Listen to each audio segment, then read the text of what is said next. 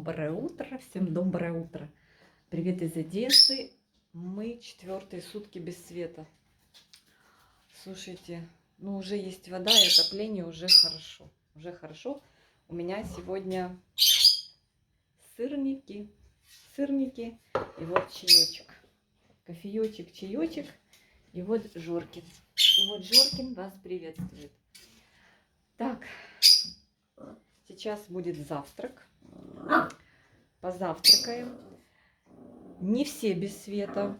Вчера вечером уже начала электроэнергия в 16-этажках, в новых домах, вот вокруг нас.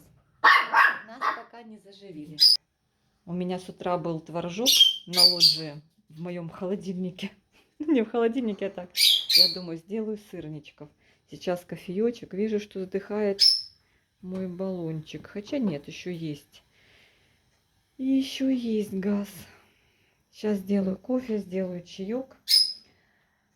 Набрала воды, куда могла.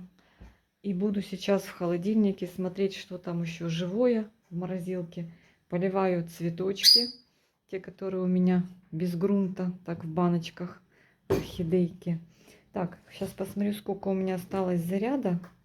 Ну, в общем-то, его немного осталось. По-моему, 19 было. Что я неправильно делаю, да? Муж с утра говорит, давай я возьму в машине, заряжу. Я не дала, потому что, говорю, ты сейчас заберешь на целый день. А что я буду делать? Как я буду заряжаться? А ну, 19. Такое себе. Ну, если что, пойду в пункт незламности. Там подзаряжу телефончик. Слушайте, переживаю за своих рыбок, потому что они же остались без аэрации. Хоть бери и в трубочку дуй воздух туда. Ну, вроде как все пока живы. Муж утром покормил перед работой их. Я ему так вот открыла форточку, чтобы хоть чуть-чуть кислородика им. Ну вот за 3 суток, а ну пересчитайтесь, все живы, все нормально. Водичка у них, конечно, не такая прям теплая, но учитывая, что дали отопление, я вот грею воду, хочу цветочки полить на одной полочке, там, где пересохли сильно. В общем-то, от батареи им идет тепло. Так что вот так, друзья мои, что у меня в квартире. Так, тут понастыкивали печенье. Ой, не Фаренгейты. 20 градусов здесь у меня. 15 декабря. 15 декабря. Димоша, ты замерзла там? Нет? Надо тебе тоже помыть. В общем, друзья мои, вот такие вот дела. Погода 4 градуса. Такое небо. Может быть, выглянет солнышко. С утра немножко солнышко выглядывало. Новый день, новый день, новый день. Всем хорошего настроения в этот новый день. Все доцветает, никак не доцветет. Ну, это и хорошо, что она долго цветет, потому что я любуюсь на нее и радуюсь. Вчера даже смогла принять душ, потому что в бойлере вода еще была теплая. Думаю, хоть волосы помыть, капец. Дети сегодня идут в школу, но идут на 11:30. И сокращенные уроки по 30 минут. Ну, пообщаются. Надо взять с собой воду. Отопление в школе уже есть, а водичку с собой взять. Ну, чтобы они там... И какой-то печенька. Яблочко, мандаринку, печенька. Взять с собой. Немножко пожевать. Ну, столовая ж не будет работать. Так у меня всегда я давала сыну денежку, и он покупал себе там второе, компотик, чаек, что-то там, булочку, перекусывал. Но так как кухня работать не будет, из-за того, что нет света, там, видимо, электроплиты, так там генератор, свет в классах будет. Но электроплиты не потянет генератор. Поэтому пойдут поучатся, потусят, телефончики подзарядят. Надо сказать, чтобы он взял с собой этот, как он называется, ну, не удлинитель, а вот этот Забыла, как он называется. Там, где в одну розетку втыкаешь, и там 3. Тройник. Капец. Так, все, у меня закипает. Я сейчас буду кофеек пить. Так что, кто пьет кофе со мной, всем смачного. Улыбаемся и машем. Ребята, завтракаю и читаю новости. И попалась новость сегодняшняя про то, что в Куяльницкий лиман запускают воду. Уже в течение 10 лет, каждый год, в прохладное время года, вкусные сырники, открывают заслонку, задвижку, и вода соленая с Черного моря по специальным гидротехническим сооружениям, она же труба, поступает в Куяльник для того, чтобы поддержать уровень воды и сберечь флору и фауну Куяльницкого лимана. Очень переживаю за Куяльник. Мы любим там отдыхать. Это такой оазис, уголок природы. Там такой воздух. И каждый год приезжаешь, особенно август месяц, жара, он все мельчает, мельчает. В этом году просто была вот такая корка соли. Даже не было слышно запах лимана. У меня кофеек. Жизнь налаживается. Вчера были в пиццерии, покушали пиццу. Мне не очень она понравилась. Мне как-то гавайская в других заведениях больше нравится, чем та, которую мы вчера ели в Ривьере. Там был свет, работали все магазины. В общем, мы погуляли вечерком. Потом приехали домой, тут темнота. Я позажигала свечи.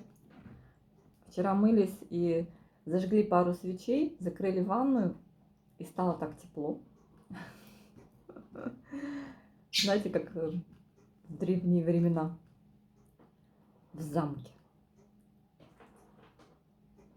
Посмотрим, может нам сегодня посчастливится и появится свет. Посмотрим.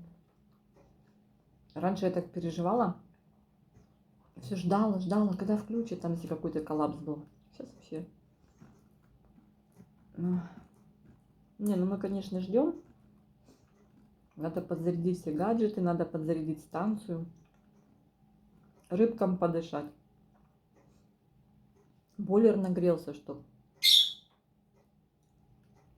Так что вот так. Я еще с вечера загрузила стиральную машину, положила капсулу, закрыла. Если включится свет, минут 10 надо, 15 подождать. Не сразу все вырубать, потому что может сгореть проводка. В общем, уже насобиралась стирки. Надо постирать. Полотенца, носки, вот это все. Читаю в новостях. BBC берет интервью у местных жителей, наших одесситов. Ну, в принципе, все, что они рассказывают, все мы на себя испытываем, наблюдаем. Ничего не приукрашено. Все правда. Вчера были очереди в бюветах. В бюветах вода, генераторы, насосы питают. И можно было набрать воду. Машины водовозки по городу. Но вчера, когда уже дали воду, муж шел вечером с гаража и говорит, стоит пожарка, никого нет. Я тогда думаешь, вода уже. Конечно, никого нет. Уже дома дали воду, все уже понабирали. Поэтому никого и нет. Вчера проезжали АТБ, ехали вот это, искали, где открыта Аврора, чтобы свечи купить. Что-то я не запаслась свечками. И во всех магазинах много людей. И провода. Паутина из проводов. Все что-то там заряжаются, гаджеты заряжают. Так вот. А когда Позавчера, когда воду вырубили, вот второй день без воды, муж был в метро, говорит, воду сметали с полок. Он тоже взял 2 пакована минералки. Чтобы была питьевая. Ну, что ты взял газированную? Он говорит, какая была. Вчера председатель наш разорялся в чате дома. Есть такие упертые и не понимающие ситуацию граждане. Вот ему надо залезть на крышу, на многоквартирный дом, и там поставить свой генератор. И он будет тарахтеть там наверху, всем на радость. Он спустит себе в окно провод и будет наслаждаться услугой электрической. У нас все крыши, подвалы, все под сигнализацией. Ни у кого нет доступа.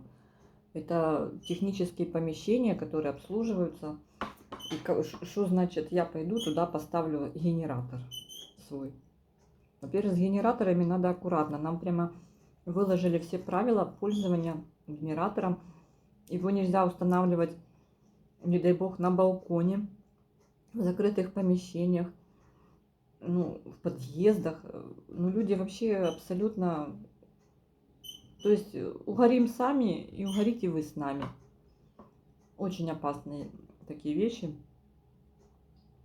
Можно как-то немножко потерпеть и как-то выкрутиться, но не тащить. Смотрите, если все так захотят поставить на крышу дома генераторы. Просто звездец. У нас на первых этажах, там, где какие-то организации, офисы, там, да, на улице стоят генераторы. Я, кстати, зашла в аптеку, и девочки вынесли генератор на улицу, но дверь из-за того, что провода плотно не закрываются. Я думала, там я угорю. Пока стояла, там 3 человека очереди было. Оно как-то сквозняком затягивало в аптеку. Я говорю, девочки, блин, вы что говорите, им дышите? Они говорят, а что нам делать? Надо, чтобы работала аптека, надо, чтобы работали холодильники, чтобы работал компьютер, кассовый аппарат. Капец. Так, у вас сегодня такой вот у меня влог в домашней одежде. Утро с Анютой.